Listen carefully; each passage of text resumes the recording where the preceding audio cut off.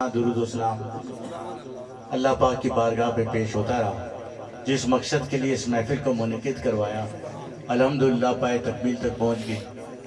علماء کرام، سنانہ خان رسول اللہ صلی اللہ علیہ وسلم، مقررین، نقابت خواں،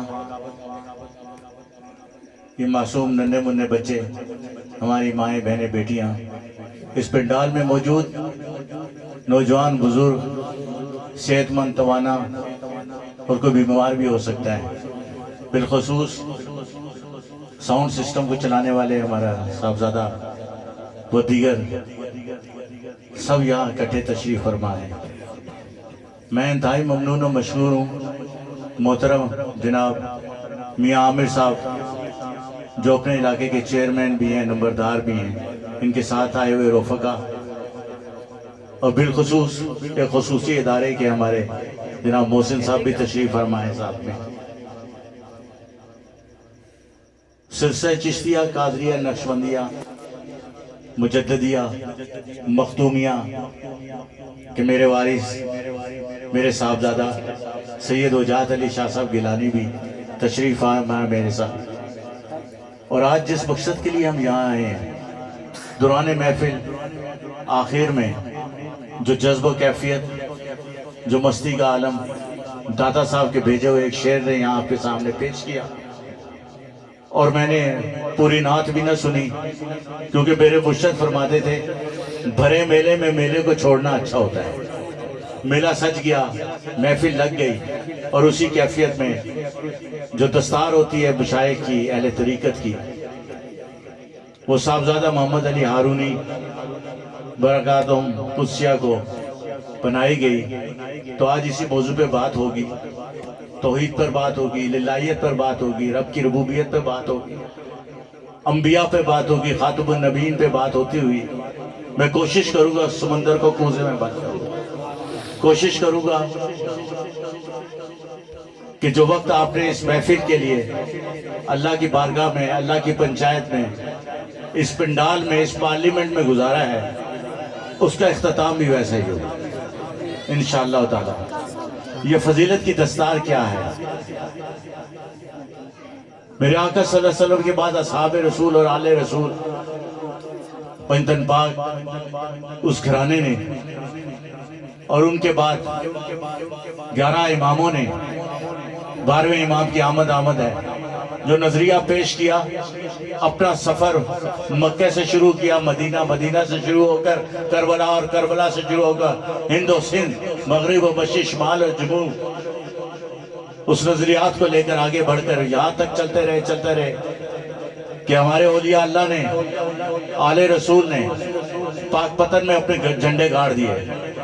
کسی نے چشت ہندوستان میں جھنڈے گاڑ کے خواجہ معین الدین چشتی نے 90 لاکھ ہندوؤں کو مسلمان کر دیا، کہ لال شہباز قلندر کی صورت میں ایک تنو طرح سید نے چل کر کایا پلٹ کے رکھ دیا۔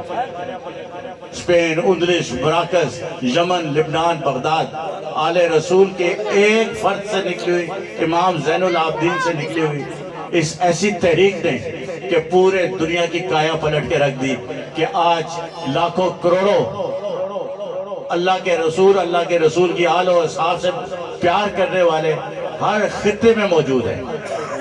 دنیا میں کم و پیش 200 ممالک سے آئی ہوئی پروازیں مکہ اور مدینے میں اللہم لبیک لا شریک اللہ لبیک کے فضاؤں سے بلند ہوتی ہے۔ ایک وہ سجدہ جو میرے آقا نے حرم پہ پیش کیا، کعبے کے سامنے پیش کیا، اس سجدے نے ایسا نکھار پیدا کیا کہ آج دنیا، آج کائنات کا چپا چپا وجود ہے انسانیت کے سجدوں سے بھرا ہوا ہے۔ وہ سجدہ کیا تھا میرے دوستوں؟ وہ سجدہ یوں تھا کہ میرے آقا نے جب کعبے کے سامنے اپنا سر سجدے میں اللہ کی وحدانیت اور توحید میں جھکایا، تو اس وقت کی کافرانہ استعماری طاقتوں نے، ان کے ایجنٹوں نے، اس میں سے ایک شخص نے آپ کے گلائے مبارک میں ایک رسہ ڈال دیا، اور وہ کھینچنے لگا۔ کفار کے حکم کو بلند کرتے رہے، ہنستے رہے، مذاق اڑاتے رہے، اور میرے آقا صلی اللہ علیہ وسلم تکلیف سے اس رسے کو پکڑتے یہاں تک کہ آپ کی کونیوں سے خون کی لکیریں نکلتی ہیں، آپ کے ٹخنے زخمی ہو جاتے، آپ کے پاؤں سے خون کی دھاریں نکلتی، اور وہ کعبے میں خون پھیلتا رہا۔ میرے رب کی ربوبیت، میرے رب کی محبت، میرے رب کی عظمت، آپ کی محبت اس عروج پر آگئے کہ آسمان اور زمین کے سینے کو چیک کر کے آج پوری دنیا کو اس مقام پر جہاں پر میرے آقا سجدہ ریز تھے، لاکھوں کروڑوں فرزندان توحید، فرزندان اسلام، حضور کے امتی، حضور کی روحانی اولاد آج اس جگہ پر آگئے اس سجدوں کو دے کر اس وقت کو یاد دلاتی ہے جب اسلام کا طلوع اور عروج تھا۔ میرے ساتھیوں، اس خطے میں یہاں پر آنا، سادات کا آنا، یقیناً اس خطے میں یہاں کے قبرستانوں میں، یہاں کے گھروں میں، یہاں کی ماں بہنیوں بیٹیوں کے دلوں سے نکلنے والے درود و سلام، یہاں کے علماء مشائخ اور صداخانوں کی محبت ہے کہ جب آل رسول چل کر آپ کے گھر پر آئے ہیں۔ میرے دوستو، میرے ساتھیوں، میرے آقا فرماتے ہیں جس گھر میں میری آل قدم رکھ لے، جس پنڈال میں میری آل قدم رکھ لے، وہ پاک ہو جاتا ہے اور وہاں سے بیماریوں کو، پریشانیوں کو نکال کے کھینچ کے لے جاتا ہے۔ نعرے تکبیر، گاڑ لاکھ جنہ بولے اچھو کے بولے نعرے تکبیر، نعرے رسالت، حیدری۔ میرے بیٹے بیٹیوں، میں نے کہا تھا توحید سے بات شروع کروں گا، انبیاء سے لیتے ہوئے آج کے اس پنڈال تک لا کر انشاءاللہ 10 سے 15 دن میں دعا کی طرف ہم چلے جائیں گے۔ دیکھیں، قل هو اللہ احد، اللہ احد ہے، اللہ بے مثل و مثال ہے، اللہ یونیک ہے، اللہ کسی سے ملتا نہیں، وہ تو اللہ ہے۔ مجھے بتائیں کبو پیش اس وقت 15 سے 20 ارب لوگ دنیا میں موجود ہیں، 15 سے 20 ارب لوگوں میں کسی ایک کے دو جیسے انگوٹھے دکھا دے، ایک جیسا انگوٹھا۔ اتنی کائنات کے اندر موجود 15 ارب لوگوں میں انگوٹھا دوسرا نہیں، آنکھ کسی کی ایک جیسی نہیں، آواز کسی کی ایک جیسی نہیں، چال کسی کی ایک جیسی نہیں، کہانی افسانہ کسی کا ایک جیسا نہیں۔ 15 ارب افسانے اور کہانیاں روز بنتی ہیں، لاکھوں چلی جاتی ہیں، لاکھوں بنتی ہیں۔ اگر ایک انسان کو اللہ نے اتنا بے مثل و مثال بنایا ہے تو میرے رب، میرا کائنات کا رب کیسا ہوگا، وہ کتنا بے مثل و مثال ہوگا۔ میرے دوستو، ساتھیوں، خدا کو ہم نے تقین میں، یقینوں میں ابھی نہیں مانا، ہم نے ایمانوں میں مانا، ہم نے زبانوں میں مانا۔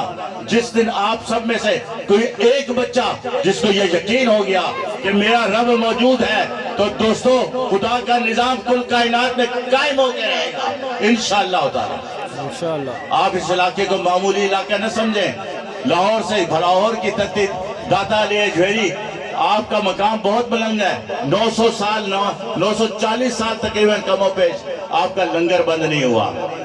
اگر دیکھیں خواجہ معین الدین چشتی نے جو آگ اپنے ہاتھوں سے لگائی تھی، آج تک لنگر چل رہا ہے۔ میرے امام پاک امام حسین کا لنگر کل کائنات میں چل رہا ہے۔ پوری دنیا کا لنگر ایک طرف، 9ویں 10ویں کا لنگر ایک طرف، پوری دنیا کا درود و سلام ایک طرف، اس پاکستان کے ایک دن کا درود و سلام ایک طرف۔ میرے ساتھیوں، میرے دوستوں، ہماری بیٹیاں، ہماری مائیں، ہماری بچیاں، وہ بھی تشریف فرمائیں۔ ذرا غور فرمائیں، وہ کون سا وقت تھا؟ بچیوں کو ذبح کر دیا جاتا تھا، پیدا ہو کے سینوں ان کو نیزوں کی انگلیوں سے گھونپ کے مار دیا جاتا تھا، تلواروں سے ٹکڑے ٹکڑے کر دیے جاتے تھے، آگ میں پھینک دیا جاتا تھا، اور وہ یہ سمجھتے تھے کہ بچی کا آنا اس گھر میں نحوست کا باعث ہے۔ ہر طرف کوئی پرسان حال نہ تھا۔ چند ایک شرفا کے گھر ایسے تھے جو بچوں کو چھپا کے پالتے تھے۔ اسی دور میں دہیا کلبی نامی ایک عرب کا بادشاہ، پہاڑوں پہ رہنے والا سردار، وہ روزانہ دیواروں سے ٹکڑے مارتا ہے، لہو لہان کر دیتا ہے خود کو، اور پھر تکلیف اور شدت سے بے ہوش ہو جاتا ہے۔ اس کی ماں روز دیکھتی ہے، اس کی بیوی روز دیکھتی ہے، اس کو روکنا چاہتے ہیں، وہ رکتا نہیں، بس جب بے ہوش ہوتا ہے تو وہی اس کا سکون کا وقت ہوتا ہے۔ تو ایک دن ماں محبت میں کہتی ہے، دہیا میں نے سنا ہے مکہ سے ایک ابو القاسم، ایک ہاشمی سردار آیا ہے، وہ جس کے لیے جو دعا کرتا ہے پوری ہو جاتی ہے۔ میاں صاحب ماں کو کہا ماں میں نے سنا ہے وہ تو بڑا جادوگر ہے، تو جو ان کے قریب جائے وہ ان کا جیسا ہو جاتا ہے۔ کہتی ہے بیٹا تجھ پہ جادو نہیں چل سکتا، تو نے تو اپنی بچی کو مارا ہے، تجھ پر کیسے جادو چلے گا؟ تو جا تو صحیح، نصیحت تو لے، شاید تیری تکلیف کا ازالہ ہو جائے، اللہ تعالیٰ کوئی رستہ نکال دے۔ کہا اچھا ماں میں جاتا ہوں۔ وہ حضور پاک صلی اللہ علیہ وسلم کی خدمت میں آ گیا، اور جب دیکھا کہ صحابہ کم ہوتے جا رہے ہیں، پھر دیکھا ایک اور گروہ آ گیا، پھر وہ سوچتا ہے، یہاں تک کہ رسول اللہ صلی اللہ علیہ وسلم فرماتے ہیں بتا کس ارادے سے آئے، کیا چاہتا ہے؟ ٹھیک ہے مسلمانوں کے سردار، میرے ساتھ ایک مسئلہ ہے، میں آپ سے تنہائی میں بات کرنا چاہتا ہوں۔ حضور نے فرمایا سب کے سامنے بیان کر۔ کہتا ہے کہ کیا میری تکلیف کم ہو جائے گی؟ آپ نے فرمایا اللہ کا رسول وعدہ کرتا ہوں تو سب کے سامنے بیان کر، میں سب کے سامنے تجھے زبان دوں۔ اب وہ دیا قلبی کہتے ہیں اللہ کے رسول مجھ سے ایک ظلم ہوا ہے، میرے گھر میں اللہ نے ایک بچی دی، اس کو میں پالتا رہا، وہ 6 سال کی ہو گئی۔ جب وہ 6 سال کی ہو گئی تو میں اس سے پیار کرنے لگا، میں اپنی بیوی سے اپنی ماں سے پوچھتا تھا یہ بچی کون ہے؟ وہ کہتی تھی محلے والوں کی بچی ہے۔ وہ بچی آتی مجھ سے لپٹ جاتی، مجھے ایسا پیار ہو گیا میں اس کو تلاش کرتا، جب وہ نہ ملتی میں پوچھتا وہ بچی کہاں ہے؟ وہ معصوم سی کلی، وہ اتنی پیاری پھول کی مانند، اس کی 2 چٹیاں مجھے نظر آتی، میں اس کو یاد کرتا، جب تک میں اس سے مل نہ لیتا تب تک مجھے قرار نہ آتا۔ پھر جب میری محبت بہت بڑھ گئی تو ایک دن میری بیوی نے بتا دی ہے تیرا ہی خون ہے، تیری بیٹی ہے۔ اس دن سے یا رسول اللہ میں اس کو قتل کے منصوبے بنانا شروع کر گیا۔ لیکن میری ماں اور میری بیوی، اس کی پھوپھیاں میرے ارادوں کو بھانپ لیتی تھی، جب میں ایسی حرکت کرتا وہ مجھ سے لے لیتی، یہاں تک کہ میں نے سچ اور جھوٹ کا ڈھونگ رچایا۔ میں نے گھر والوں کو ثابت کیا میں بہت پیار کرتا ہوں، میں نے کہا میری بیٹی کو تیار کرو، میں اس کو تماشا دکھانے لے جاؤں گا، اور میں اس طریقے سے اس کو اپنی سواری پہ بٹھاتا۔ پھر میں نے اپنی بیٹی کو بٹھایا، میری بیٹی کہتی بابا کہاں لے جا رہے ہیں؟ میں نے کہا میں تمہیں سواری دکھانے، بندر کا تماشا دکھانے لے جا رہا ہوں۔ ایک وہ کھڈا جو میں نے زمین میں کھود رکھا تھا وہ میں نے اس کے لیے تیار کر رکھا تھا، میں ویرانے میں لے گیا۔ اللہ کے رسول جب وہ آیا تو میں نے بچی سے کہا اس میں دیکھو، وہ دیکھنے لگی، وہ اپنے آنچل سے میرا پسینہ صاف کرتی تھی، یہاں تک کہ جب میں نیچے دیکھنے لگی تو اس نے کہا میرا بابا آپ کیوں تکلیف کر رہے ہیں، یہاں تو کچھ بھی نہیں ہے۔ میں نے اس کو ٹانگوں سے پکڑ کے اس کنویں میں پھینک دیا۔ میں نے پھینکا، اس کی چیخوں کی آواز آتی تھی، کہتی تھی بابا مجھے بچاؤ۔ میں کیا کرتا، میں اس پر ترس بھی کھا رہا تھا، لیکن کفر کی آگ میرے سینے میں جل رہی تھی۔ پھینکنے کے بعد میں نے کیا کیا، میں نے پتھر اٹھا کے مارنا شروع کیے۔ میں نے ایک بڑا پتھر اٹھایا، میں نے مارا، اس کا خون کا فوارہ اس کے سر سے نکلا، اس کے چھینٹے مجھ پر آئے۔